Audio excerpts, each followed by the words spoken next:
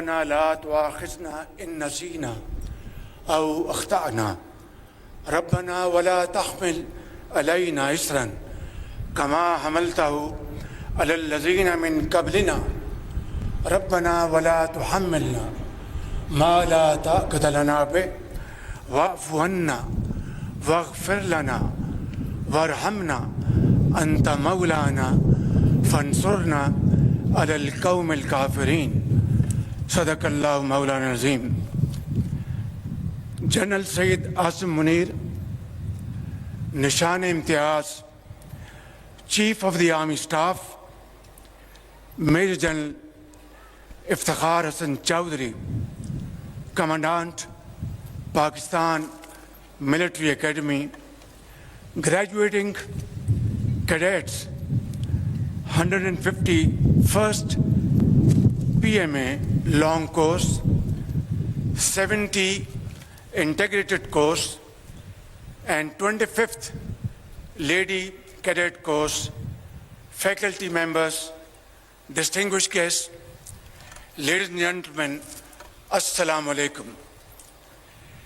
It is indeed a matter of great pleasure for me to witness the passing out parade this morning.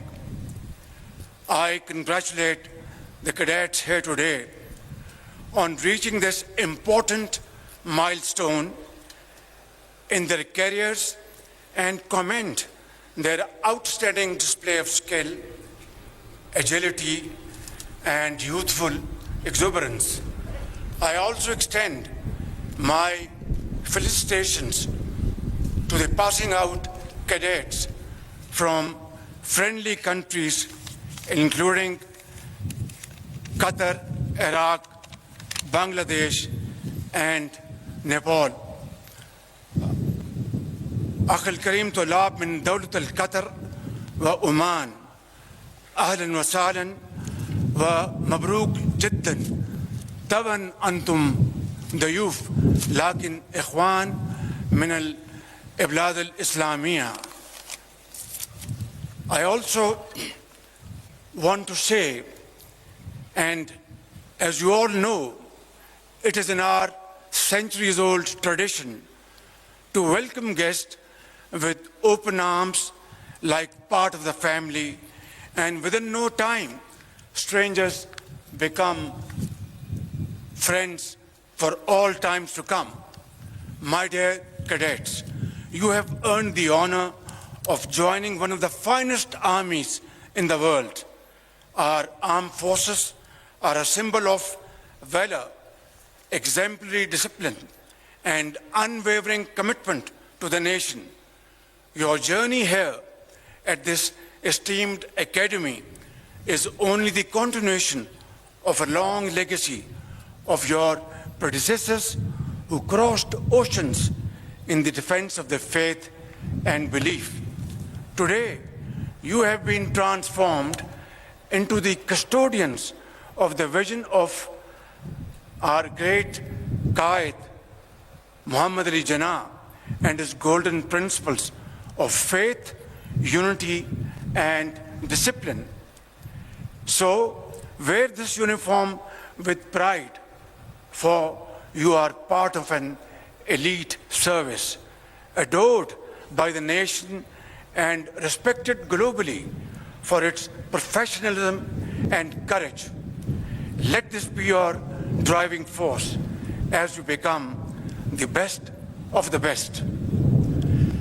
Ladies and gentlemen, after a period of economic stagnation, Alhamdulillah, Pakistan is taking bold strides toward visible economic recovery.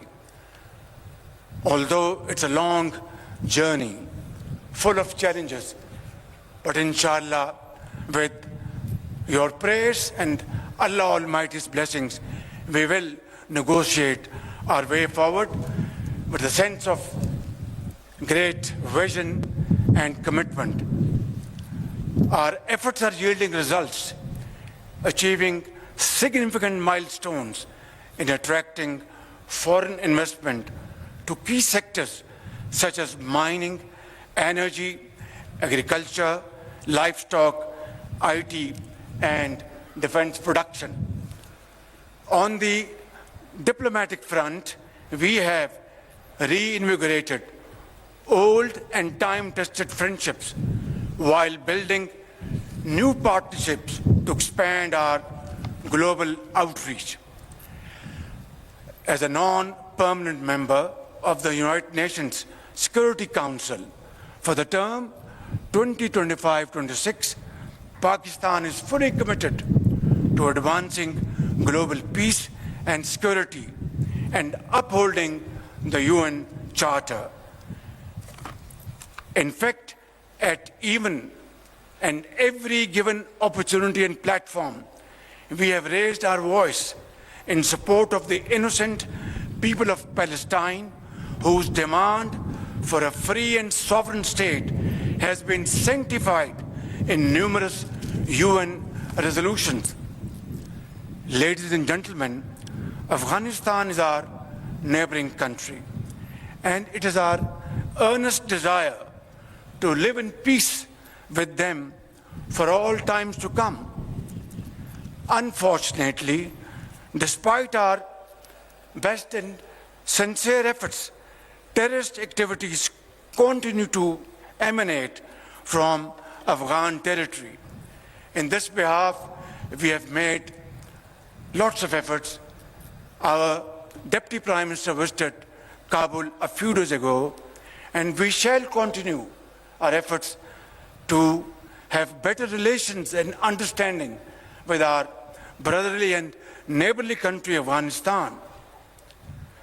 However, we have also delivered a strong and clear message to the interim Afghan government that while we desire peaceful neighborly relations with Kabul, this cannot happen so long as the Afghan soil is being used by Fitna al-Khawarij to attack Pakistanis and kill innocent brothers and sisters in Pakistan.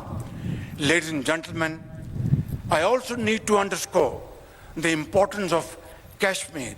As the founder of the nation, Quaid-e-Azam Muhammad Ali Jinnah rightly said, Kashmir is the jugular vein of Pakistan. Unfortunately, this globally recognized dispute remains unresolved despite multiple UN resolutions.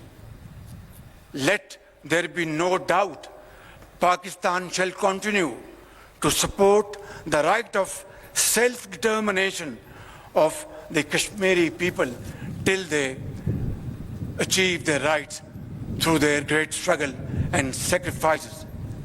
Ladies and gentlemen, India's systemic persecution of its minorities, particularly Muslims and Sikhs, has become more pervasive over the years. It must accept full responsibility for its complete failure to protect the lives, dignity, and security of these oppressed communities. Pakistan, on the other hand, has always condemned terrorism in all its forms and manifestations. As the world's frontline state, that is Pakistan, against terrorism, we have endured immense loss with our 90,000 casualties and economic losses beyond imagination exceeding $600 billion. Who would understand this searing, excruciating pain better than we Pakistanis? Who has given more human sacrifices than Pakistan to counter terrorism? Which country of the world has suffered more economic losses than Pakistan to the tune of $600 billion to fight and defeat terrorism. I think, ladies and gentlemen, there cannot be a more powerful manifestation of our commitment that we would not tolerate any kind of terrorism of any hue and color. And that has been demonstrated beyond any ray of doubt. On the contrary, our eastern neighbor continues a pattern of exploitation, leveling baseless allegations and false accusations without credible investigation or verifiable evidence. The recent tragedy in Pahalgam is yet another example of this perpetual blame game, which must come to a grinding halt. And now, continuing with its role as a responsible country, Pakistan is open to participate in any neutral, transparent, and credible investigation. Ladies and gentlemen, I must also mention here that water is a vital national interest of Pakistan, our lifeline.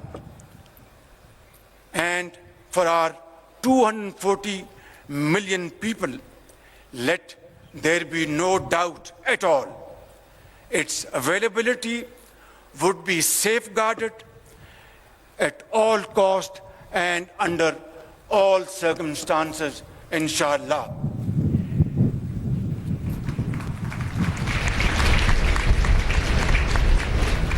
Therefore, any attempt to stop, reduce, or divert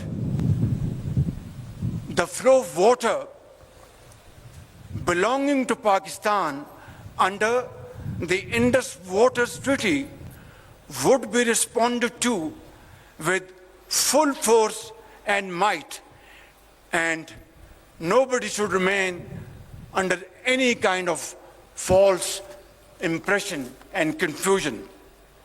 Our valiant armed forces remain fully capable and prepared to defend the country's sovereignty and its territorial integrity against any misadventure, as clearly demonstrated by its measured yet resolute response to India's reckless incursion in February 2019. Therefore, I would like to make it clear in all humility, but with fullest confidence at my command, on behalf of the people of Pakistan and our armed forces, that nobody should make any mistake about it. Dear guests, this nation of 240 million people stands united by and behind our brave armed forces and ready to safeguard every inch of our homeland, Pakistan. And let this message be loud and clear for all and sundry. Peace is our preference, but must not be construed as our weakness. We will and we shall never compromise on our dignity and security of our beloved Pakistan. We also affirm Pakistan's unwavering commitment to playing a responsible and constructive role on the global stage. In the pursuit of this mission, we have not wavered, as we believe in the unity of the human race. Dear cadets, this morning, as you go forth with dignity, honor, and resolve to join the officers' cadre, please always keep in mind that your primary obligation for the rest of your lives would be to safeguard your motherland, Pakistan. Therefore, prepare yourself exceedingly well and train your men and women to undertake this task with unwavering commitment. I am confident that through the strength of your character and impeccable display of commitment, you will continue to uphold the traditions of your glorious institution. Finally, I would like to submit, खूने दिल दे के निखारेंगे रुखे बरगे गुलाब, खूने दिल दे के निखारेंगे रुखे बरगे गुलाब, हमने गुलशन के तहफ़्फ़ुज़ की कसम खाई है।